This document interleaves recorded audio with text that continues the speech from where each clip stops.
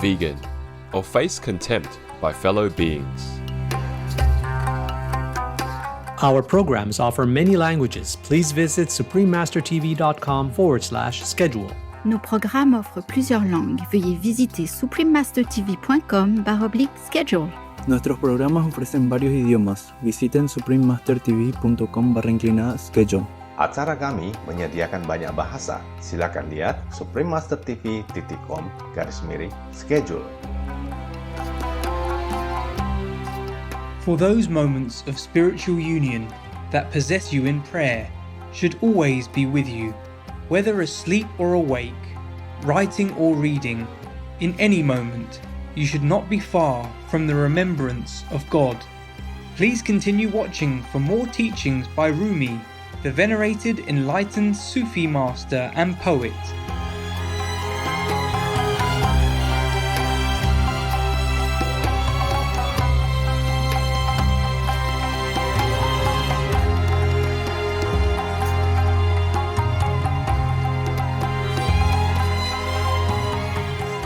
Salam, che hal dari means hello, how are you in Dari, one of the official languages of Afghanistan. I am Abdul Haq.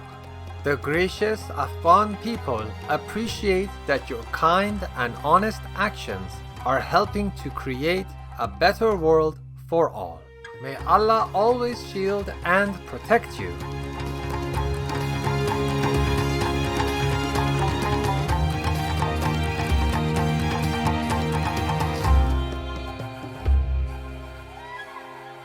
Maulana Jalaluddin Muhammad Balkhi Rumi, known simply as Maulana in Persian and around the world as Rumi, was a poetic genius, a theologian, and an enlightened master who graced our planet 8 centuries ago. The deep and diverse influence of his legacy still remains and continues to awaken the hearts of many beyond all cultures and boundaries. His prolific work has been translated into many languages. Rumi was heir to the rich literary and cultural heritage of Persia or ancient Iran and composed his great mystical poems in the Persian language. He was born in the city of Balkh, which was part of the Persian Empire that is today found in Afghanistan. He lived and worked for most of his life under the Seljuk Empire, passing from this world in the city of Konya, which is in present-day Turkey. In addition to his poetry, Rumi's prose works, which include the Fihi, It Is What It Is, Majalis Sabah, 7 Sessions, and Maktubat, the Letters, also offer his insight and wisdom.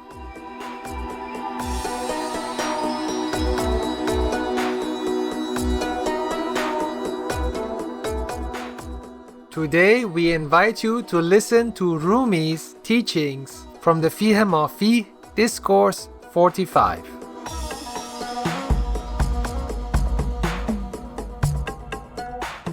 Discourse 45. When we were in Samarkand, the Khawarizm Shah laid siege to Samarkand and attacked with his army. Not far from us lived an exceedingly beautiful girl, so lovely that none could match her in all the city. I heard her saying, "O God, I know you would never allow me to be delivered into the hands of evildoers. I know you would never permit that. I rely on you, O God."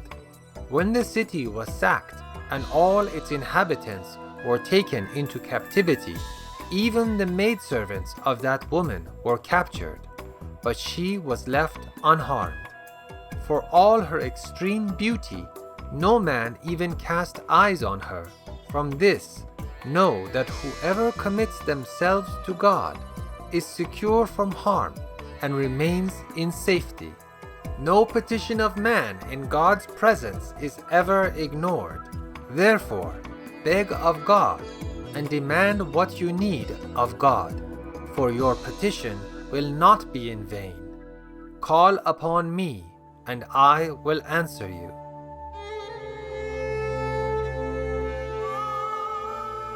A certain dervish taught his son that no matter what he needed, ask it of God. The years passed. Then one day, while the child was alone in the house, he became hungry. In his usual way, he said, "I want some food. I am hungry." Suddenly, a bowl of pottage materialized, and the child ate until he was full. When his father and mother returned, they said, "Aren't you hungry?" The child answered, "I just asked for food and ate." His father said, "Praise be to God that your confidence and reliance upon God has grown so strong." When Mary was born, her mother vowed to dedicate Mary to the house of God and not to support her. She left Mary in the temple. Zacharias demanded to care for the child, but everyone wanted to do so as well.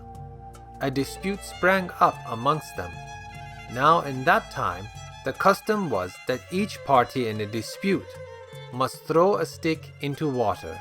The one whose stick floated longest was deemed to prevail. It so happened that Zacharias' stick was the right one. They all agreed that he had the right to care for Mary. So every day, Zacharias brought food to the child, but he always found an exact match of that food already at her side. He said, "Mary, I am in charge of you. Where is this food coming from?" Mary said, "Whenever I feel the need for food, I ask God and He sends it to me. His bounty and compassion are infinite. Whoever relies on Him, their trust is not in vain."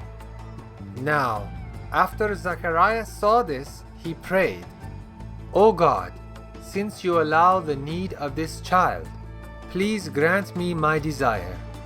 Give me a son who will be your friend, who, without my prompting, will walk with you and be occupied in obedience to you." God brought John into being. Even though his father was bent and feeble, and his mother was very old and had not borne a single child while she was young, still she became pregnant and gave birth.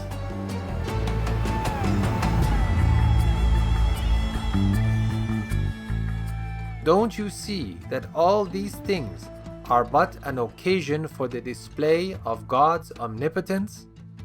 Everything came from Him, and His will must always come to pass. The believer knows that behind this wall there is someone who is aware of every circumstance in our lives, one by one, and who sees us, though we do not see Him.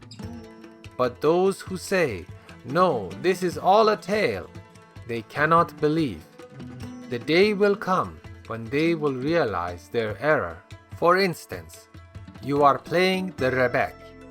Even if you cannot see anyone, if you know people are behind this wall listening, you will continue playing, for you are a rebek player.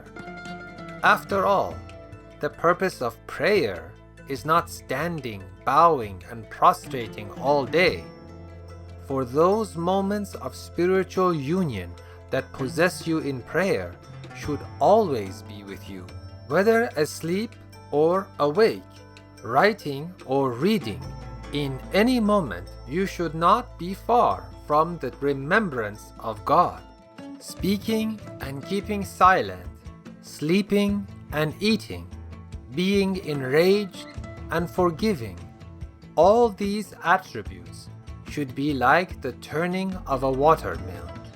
Surely the mill revolves because of water, and it knows this, since it has tried to move without water. Any mill that believes it is the source of its own turning is the epitome of foolishness and ignorance. Now this revolving occurs within a narrow space, for that is the nature of this material world. Therefore, say to God, O God, grant me another turning that is spiritual, since all needs are fulfilled by you. Therefore, bring your needs to Him constantly, and never be without His remembrance. For the remembrance of God is strength, feathers, and wings to a bird of spirit. Through remembrance of God, little by little, the inward heart becomes illumined and detached from the outward world. Just as a bird that tries flying to heaven, even though it never reaches that goal, yet every moment it rises farther from the earth and outsoars the other birds. Or for instance, some musk is in a jar, but the mouth of that jar is too small, and when you reach in, you cannot remove the musk. Still, your hand is perfumed, and your nostrils are fulfilled. So it is with the remembrance of God. Although in this moment you do not attain the essence of God, still it leaves its mark on you, and you gain the great benefits that go with that mark.